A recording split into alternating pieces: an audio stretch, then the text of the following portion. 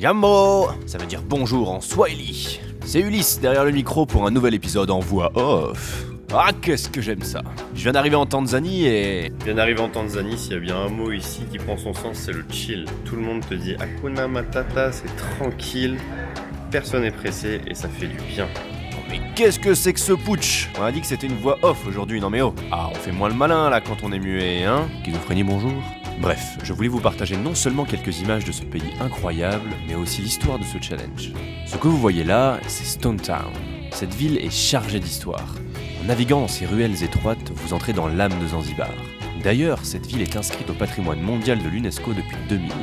Stone Town, c'était l'un des épicentres de la traite des esclaves au 19e siècle. 1890, c'était il y a 130 ans. Ce n'est pas si vieux et les cicatrices de ce triste épisode se font encore ressentir. Bon, je ne voulais pas vous déprimer aujourd'hui. Au contraire, en marchant dans Stone Town le premier jour, je suis rentré par hasard dans un vieux fort abandonné. J'ai retrouvé sur Wikipédia un dessin de cet endroit qui date du 19e siècle. Aujourd'hui, on y trouve dans le jardin quelques shops. On peut se balader sur les murailles, s'entraîner au grand écart, et en entrant dans une des tours, on y trouve une sacrée surprise. Une galerie d'art et son gardien, Hassan. Nous sommes assis pendant près de 2 heures pour échanger, lui et moi. Je n'ai pas filmé pour profiter du moment. Et à la fin de notre échange, il a proposé de m'apprendre à peindre. Il m'a dit « Qu'est-ce que tu aimerais apprendre à peindre ?» J'ai répondu « Une girafe ». C'est promis, Hassan, on revient dans 2 jours.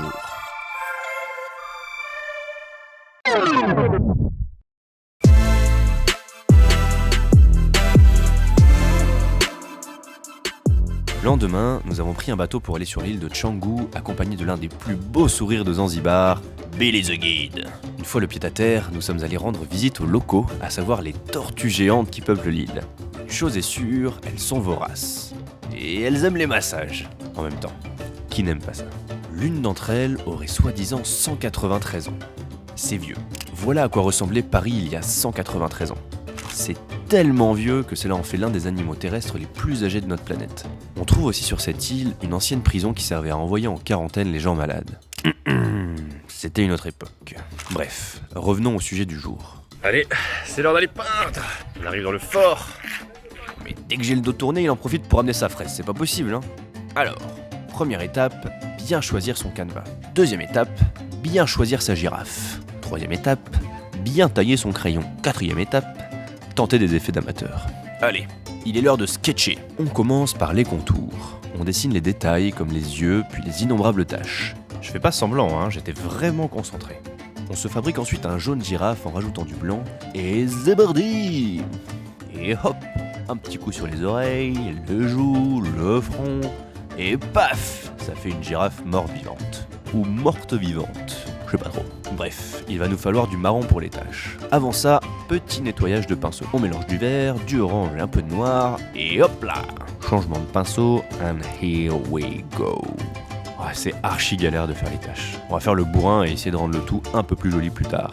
Yes, la girafe progresse, même si j'avoue que là, comme ça, on dirait qu'on lui a chié sur la tête. Tu as quelque chose à dire, Top, pour ta défense? Je pense qu'on va aller faire une petite pause miam miam. Parce que là, je commence à galérer. Petite pause, on va aller manger avant de reprendre et de terminer cette girafe. Ouais, pas très convaincant.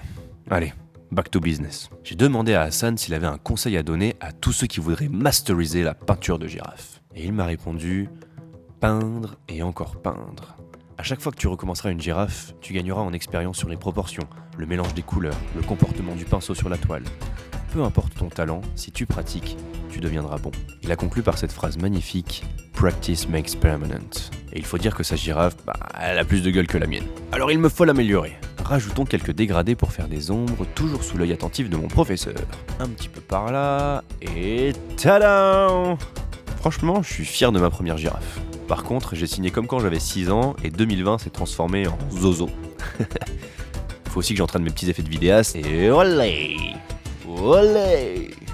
Bref, on n'a pas tous la chance d'avoir Hassan à nos côtés. Alors si vous kiffez les girafes, j'ai écrit une newsletter où je suis allé chercher une super méthode pour apprendre à peindre rapidement. En t'abonnant, non seulement tu me soutiens, et tu sauves aussi une girafe quelque part dans le monde. Je t'invite à checker la description pour plus d'infos. Allez, le mot de la fin. La prochaine fois, on ira cuisiner chez la maman de Hassan. On rencontrera aussi sa grand-mère. Et pour l'instant, c'est l'heure de se dire au revoir. Hassan, thank you very much for this was amazing.